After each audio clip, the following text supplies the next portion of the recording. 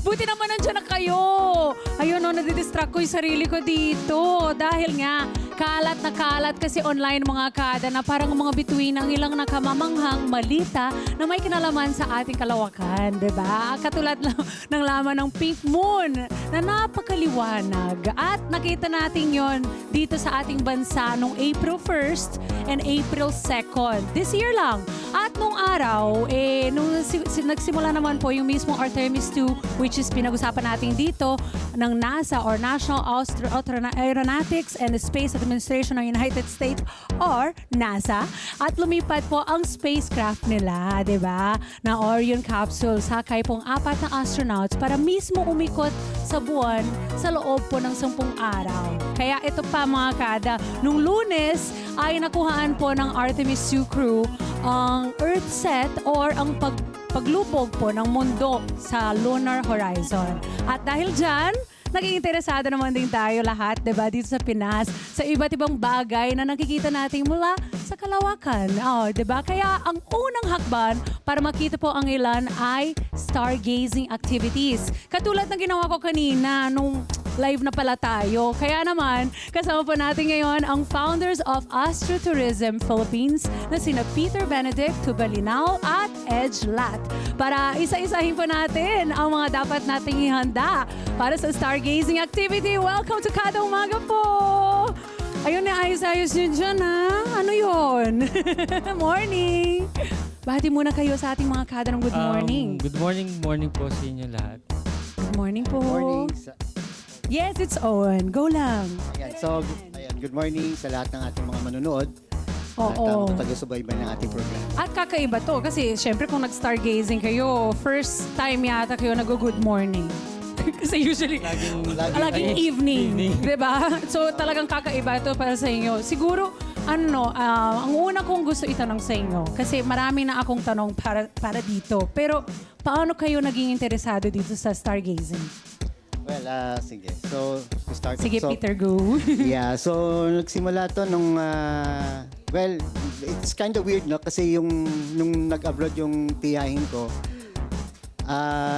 fascinated talaga ako sa moon. So, all the while, when I was like 4 years old, akala ko yung abroad is nandun sa moon. Oh, nasa space, kumbaga. Okay. So, simula nun, doon na nag-spark. Aha. And tuloy-tuloy na po siya.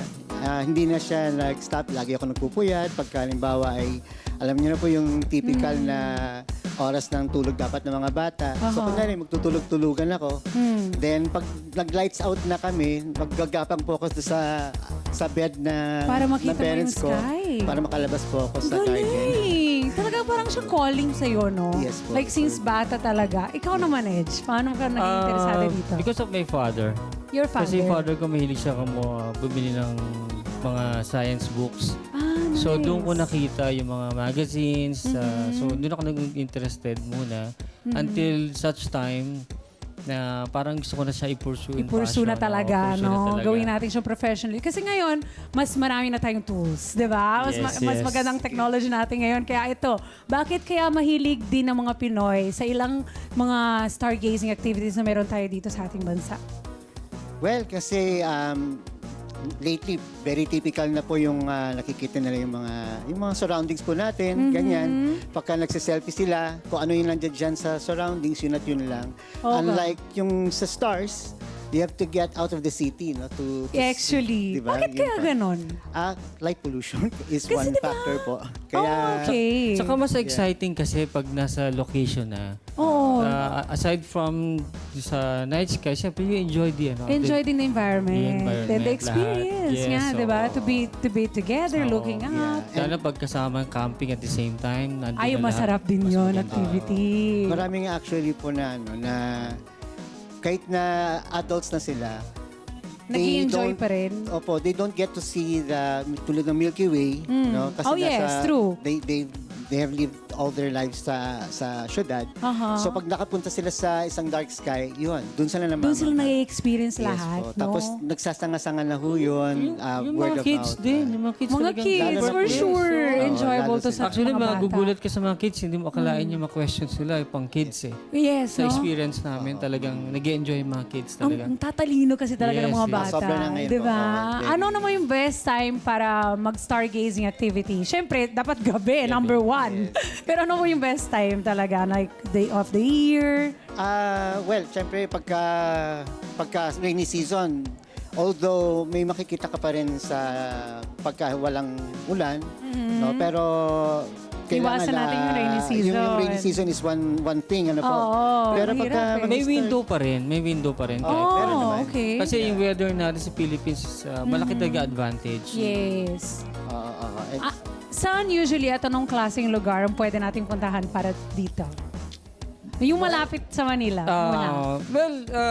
Batangas. Yung medyo malapit sa Batangas po. Batangas, Batangas. Quezon, Oo. Laguna. Yes, marami Well, po. around naman. Basta importante lang, medyo dark sky yung area. Mm-hmm. At siyempre, number one is yung alamin natin muna yung pupuntahan, Aha. get information, Yes. safety first.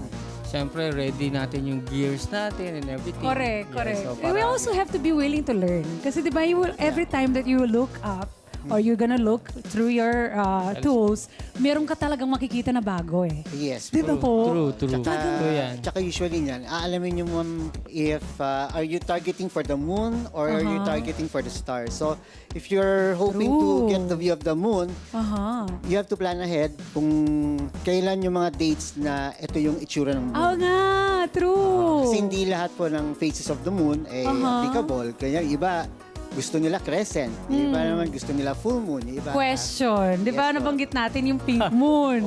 Okay. So, Right. anong experience nyo doon? Nung nangyari yan siya? Itong April 1 and 2.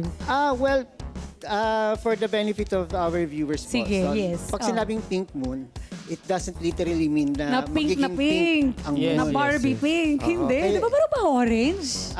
Ganun ba?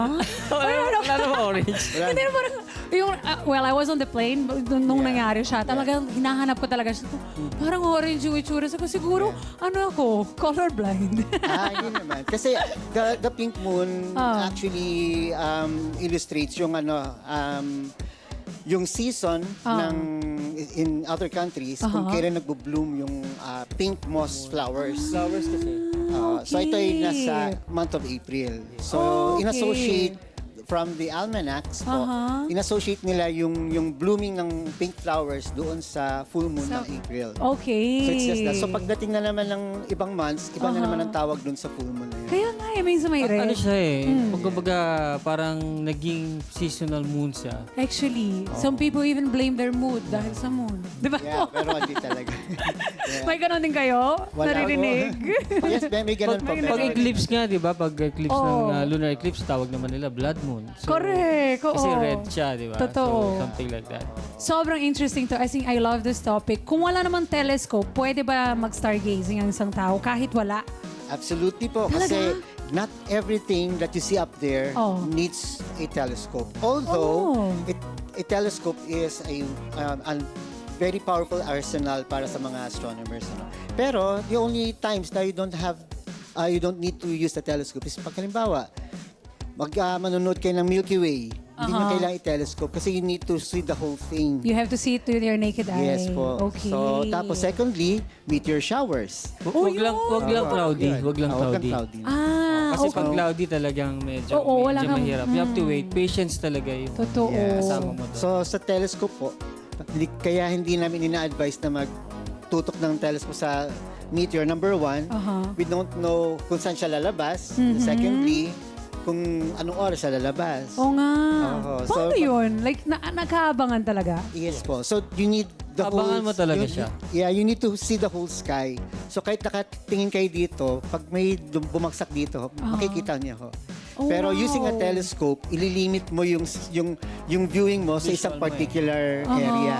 Tapos bumabagsak na pala yung meteors, wala pa rin ho kayo nakikita. What is the difference halimbawa kapag talagang meron kang telescope? Kasi feeling ko, iba-iba talagang makikita mo. Malaki yung difference actually. Kung technically speaking, kung may telescope ka, siyempre mas maganda yung particular Yung subject. experience, oo. Ngayon, with the technology, talaga mas malinaw, mas crispy, Yes, di ba? yun nga eh. So, Sa kung may nowadays, experience. meron ka lang mobile phone. Pwede True, na. true. We can zoom it, Yes, diba? yes. Expert yan dyan sa Talaga? mobile as photography. Can you Yes. tell us how is the routine of your activities? Like, paano po kayo nagpe-prepare sa isang ganitong activity at sino po yung pwede dalhin? Ano po yung kailangan nating mga kada mag-prepare pag gusto namin mag-stargazing? Well, number one, pili tayo ng location na... Let's say, pumili tayo ng Batangas. Oo, Okay, so Batangas. Batangas, Usually, syempre, bundok ba dapat? Or hindi not naman? necessarily. Pero mas gusto namin, mas suggest namin yung beach Mountain. area. Oh, beach area. Yes. I love that. Okay, perfect. Beach area, di So, ba? punta tayong beach. Ano po dalhin ko, Sir Edge?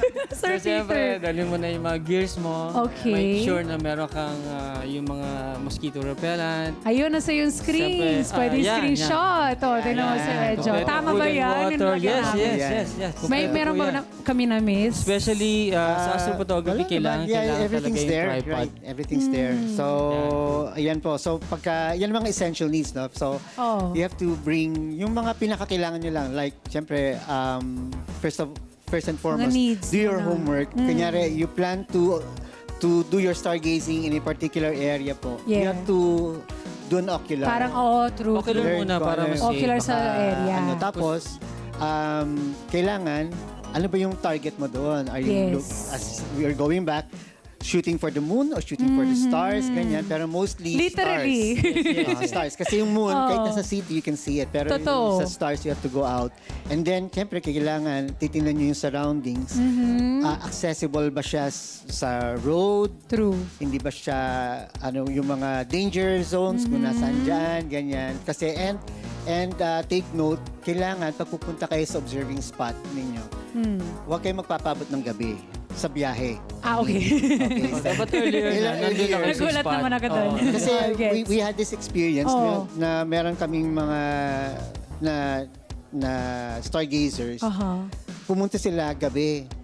So, syempre, dahil dark na yung place, kung saan na lang sila nag-set up. Not knowing, not seeing na yes. marami palang ants doon. Aha. So, ganun. So, kailangan as much as possible, Ahead of early. time. Yeah, so mas-scout mo yung place, hanapin mo yung cardinal points, north, east, west, south, ganyan.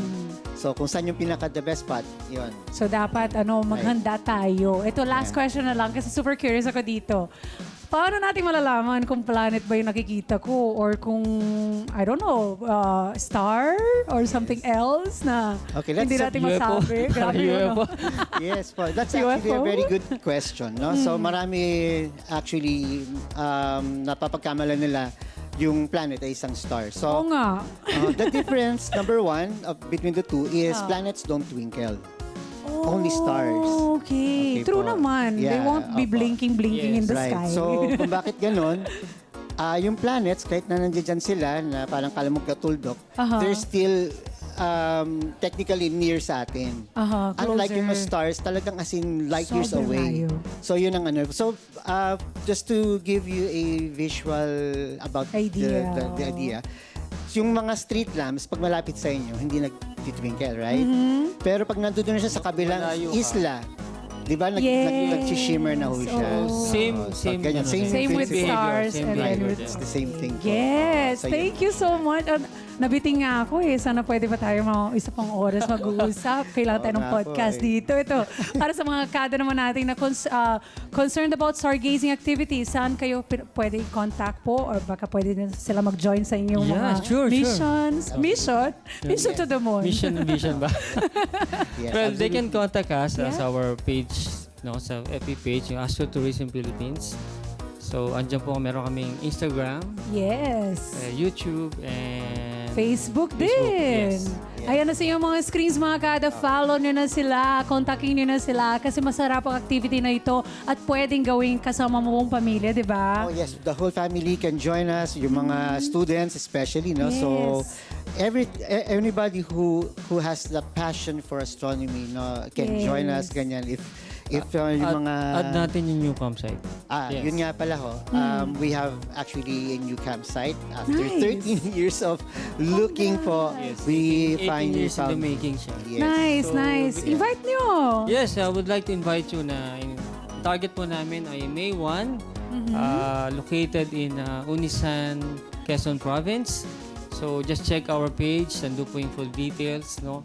So hindi lang po camping yon. We can do stargazing and everything, and lectures and love everything. it. I love it. You have to enjoy kasi beach eh. Ay, nice Beach, yun. So in the morning, you enjoy the yeah. activities, the tourism.